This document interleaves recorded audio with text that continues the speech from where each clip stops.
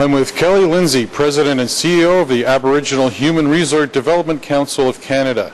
Kelly, can you tell me why you're holding this conference today? Well, the conference is focusing on Aboriginal recruitment, retention, and advancement. We brought together professionals from the business world, Aboriginal communities, education, unions, and non-profit sector. Federal and provincial departments are here, and they're really looking at ways of exchanging information and ideas and learning about how to accelerate recruitment, retention, and advancement solutions. Where are the participants coming from? Well, we're just so pleased with the response from across Canada. We sold this event out 2 weeks ago. We've had people from every province and territory, and just a real good mix of people from across the country, as well as from the different stakeholder groups that I mentioned. What is the underlying need to organize a conference of this type? Well, there's I think, really three driving factors.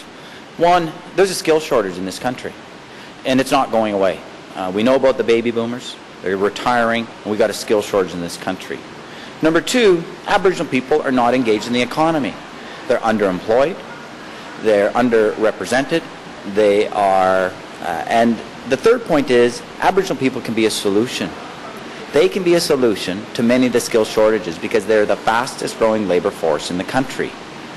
I mean, a good example is between 1996 and 2001, Canada's labor force grew by about 5%, but it's continually shrinking. The Aboriginal population, over the same 5-year period, between 1996 and 2001, grew by 25%. Half of the population is under 25 years of age. We have a baby boom. We have more than 400,000 youth coming into the market to join the rest of the Aboriginal people in the market, which will be over 1 million. And we need opportunities for education, training, and employment. And that means we have to be engaged with the private sector. And the private sector don't know, they're unaware, they haven't discovered the Aboriginal talent pool. That's what this conference is doing, is giving people an opportunity to really put together strategies and mechanisms to make employment strategies work. Do you think the current budget that the Conservative government has put forth a week or so ago helps out with your initiatives? Well, the current government has been silent on the Aboriginal issue, and I think you have to do two things. I agree that whichever government's in power, you need to take a look at the existing dollars, and you need to ask, are we getting the best use of those dollars? And I think that the economy is changing, communities are changing, and Aboriginal people need to be part of coming up with innovative ways to either modify how we use dollars, existing dollars, and how we do things to create things like private sector engagement strategies. So that's my first point is, I think I agree that you have to take a critical look and make sure that we're using the existing dollars, not just federally, provincially, and with the territories in the best ways possible. The second point is there's not enough resources. I mean, the fact that the Aboriginal population is growing as fast as it is, I mean, there's no indexing of the growth. So actually, Aboriginal investments have been decreasing year over year because they've not kept up with the population growth. People have had to try and support more and more of these youth, but it's the same dollars that they had 10 years ago. So I think that we need to take a very realistic look at the investment equation. What is going to be the level of investment needed? And this is a productivity question.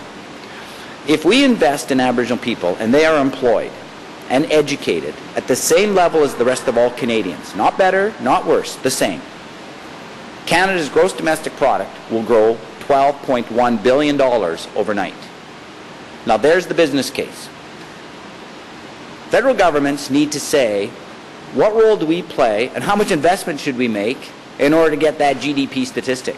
Because it will come back to governments at the federal level, provincial level, and the territorial level. It will come back to Canadians in many, many ways by getting Aboriginal people fully employed in our economy. It makes social sense. It makes economic sense. What do you hope the participants will take back with them from this event? Well, I think that I'm hoping, I mean, my background in the 90s was in education. I was an educator at the University of Saskatchewan, and, you know, my approach has been that companies want to be the employers of choice. Aboriginal people want things for their people, and they're the same thing that all Canadians want. They want to deal with the 4 E's. employment, education, economics, and self-esteem. What I want people to take away from this conference are some new ideas, models, practices, and I also want them to be part of building a network, a community of practice, that we can continue working with these people through the internet, through ongoing forums, another conference in next year, so that we can continue to work with these very committed people in this room to help them mobilize real results and outcomes in their workplaces. Do you have a follow-up plan, and what direction do you expect to take in the future? Well, I mentioned a bit of that, is that we think that you need to continually provide products, services, to help people with recruitment and retention strategies. So we're doing work on the demand side with employers. On the supply side, Aboriginal people need tools and strategies to work with youth, multi-buried clients, and so there's work to be done there. So our efforts have been at how to do some supply side and some demand side strategies and then link them together. This is the first of a series of annual conferences that we will do. People want and will go to events where they can learn something that they can take back to their workplace that will make a difference. We're going to continue to grow this in years to come. Most people are not conscious of their own prejudices. And most people say, I'm not prejudiced, and and I can tell you, or quote to you, yards of research to indicate that. But if you want to get a sense of your own prejudice, let me ask you to ask yourself two questions, and answer them honestly to yourself. And it is this. Are there any members of any groups that I would automatically exclude from my network of friends? Is there any group whose members I would never have as a friend? I'd never have a Jehovah's Witness as a friend. I'd never have a Sikh as a friend. I'd never have a gay person as a friend. So is there any member of any group that you would automatically not accept as friends? Now, I'm not saying that there's virtue among every person in every group. That's not my point. And I'm talking about groups. I'm talking legitimate groups. I'm not talking about Hells Angels and the Canadian Association of Bankhold Artists, you know. I'm talking about... Now, that's one indicator, but the primary indicator is this. We have an expression in English that says, tell me who your friends are. But the research tells us this. You tell me who you will voluntarily invite into the place where you live. Then I'll tell you who you are. Where is your most sacred place? Where do you carry out most of your intimacies? Where does the real person show up? Where do you say it like it is? Home. And the people that you select to come into your house, into where you live rather, that is a good indicator. So ask yourself this. Are there any members of any groups that I would not invite into the place where I live? I'd never have a Jew in my house. I'd never have a Iraqi in my house. I'd never have in my house. If you can answer those questions honestly, you'll get a good sense of who you are. Why don't you ask your students to do some personal research and ask them this. Why are First Nations people so frustrated about their treaties? Secondly, why don't you ask them to do a little bit of research on why the Aboriginal peoples are making specific demands on land claims? And why would you ask the question, ask them to do a paper, why is there so much poverty on our First Nations reserves and in our Inuit communities and Métis settlements? And I gave them some topics like this. Do you know 24 out of the 25 teachers says we couldn't teach that? And I said, why? And they said, it's too controversial. Now that's a very sad commentary. And I don't believe that all teachers believe that. I'm talking about 25 of the thousands. But the first teacher that said that, the other 24 agreed. The other 23 more agreed with the teacher who said that. So there is profound ignorance about Native issues in the country. Is that a touch of racism? But I put that in the context of basically there's a conspiracy of silence about who we are. The academics quite rightly have a name for it. They call it consensus history. And what we do basically as a country, we put our story together, we take out all the conflict and the fun stuff, we massage it, finesse it, and present it to our children. And really it's a fairy tale. And a dull one at that for those of you that have gone through it. As we as Canadians go from childhood to adolescence to adulthood, basically we put up our feet, turn on American television, read American books and magazines, plug into American pop culture, and we grow up with some kind of collective amnesia. Well, to have amnesia, you've got to have something to forget. Collective ignorance about who we are as Canadians. And the Aboriginal peoples are on the lower end of that learning curve. I'm with Dr. Neil McDonald. He's with Cross Cultural Consulting Incorporated. Dr. McDonald, considering legislative changes in the past, how has the Canadian workforce adjusted to providing a more acceptable environment for minorities? I don't think that you can compare the past to the present, and unfortunately, this is legislatively driven. And the primary effect for minorities, of course, in the workplace is the employment equity legislation. Now, the employment equity legislation is an attempt to build a more representative workforce. Now, with that, there's a lot of other legislation, too, that's very helpful. For example, there's the Official Languages Act, there's the Human Rights Act, or there's the Multiculturalism Act. So a lot of pieces of legislation have come together to make it a more respectful and a more representative workplace.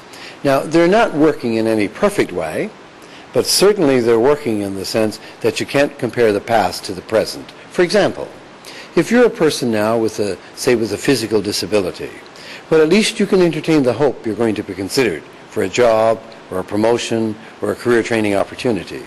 Now, 35 years ago, when I started this work on diversity, it was a very grim world for the workplace for persons with disabilities. And I think the most dramatic change has happened is opportunities for women. Now, as well, the Aboriginal, visible minorities, and so on, all of that has changed very dramatically. And once again, as I've said, it isn't a perfect world.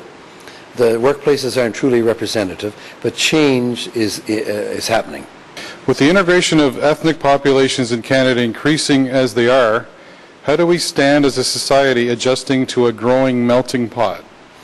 Well, I don't know if a melting pot would be a good description, although that's the one we've always used. I think that there is a tremendous emphasis on minorities and creating a respectful workplace and an accommodating society. And I think that Canada internationally is a leader. And if you look around the world, there are other examples like Holland, that's having second thoughts at the moment, and then there's Sweden, and there are other examples, but I don't think anywhere will you find an environment that is supported by legislation that you find in Canada. So much so that we are now in the business of redefining and recreating a brand new country. And the main tool that the main concept that we're using is diversity. And the tools of diversity are official languages, employment equity, multiculturalism, harassment policies, and Aboriginal rights, and human rights. So we have all kinds of tools in place to make this work. So it's important that people don't get cynical, or it's important that people don't get discouraged, because things are falling into place. Slowly, but I can say, to coin a cliche, but surely. Where should politicians and lawmakers focus attention to allow freedom for expression while conforming to decent community standards of behavior? I think politicians, of course, have to be vigilant, and I think more things can be done. For example, I don't think the employment equity legislation is as strong as it can be. I think politicians can argue for more resources to make things happen in a more practical, positive way. But largely speaking, politicians have taken the initiative, they've pushed hard, and I know there are a lot of critics of what the politicians have done, but all the parties have essentially been supportive of this kind of legislation. Now, maybe some may be more aggressive than others, and some may discourage legislation. For example, the present government has just refusing to honor the Kelowna Accord, and also has cut funding practically to the maintenance of native languages. So, you know, but you look at other governments, they've done kind of some of those things as well. So, by and large, there's a supportive political stance taken by all parties, and as I said, some a little bit more aggressive than others, and there have been some individual politicians who have been very supportive of these issues and spoken out and shown their support, what could be done, and more needs to be done, and so on. So that's good. And of course, they get a lot of lobbying too from the various groups to ensure that they will deliver on these promises. Is there anything specifically in the employment equity law that you would like to see changed? Oh yes, I would like to see each department be required to report its success. What happens now in government, in Parliament, is all the departments report together as one lump. So it's very hard to sort out who's doing what unless you take the time to really go through the report. I would like to have each department individually report, so they can be judged and people can make an intelligent comparison who's doing better or who's doing worse or more is to be done. That's one change I'd like to see, and I argued for it in the last time the Employment Equity Act was revised. Will there ever be a time when societies cooperate and integrate together? I'm an optimist by nature. I think we'll always have some kinds of conflict. And the issue is this. Look, in Canada, every time you get large numbers of a group, from a group who's not largely represented here, it's always a challenge. New peoples come, they bring new values, they bring new customs, they bring new clothing, new foods, and perhaps typified today by the notion of a Mountie wearing a turban. You know, and always, when they come in great numbers, they challenge the mainstream. And in Canada, we've always had a pecking order, you know. The newcomers have to fight their way up and then wait for the next large number of newcomers. So we always have these tensions here and there. Right now, for example, there's a lot of concern about people from the Muslim faith. And a new study is saying that 38% of Canadians got some concern about this. Well, if you did that survey before 9/11, you know, you'd have a very different results.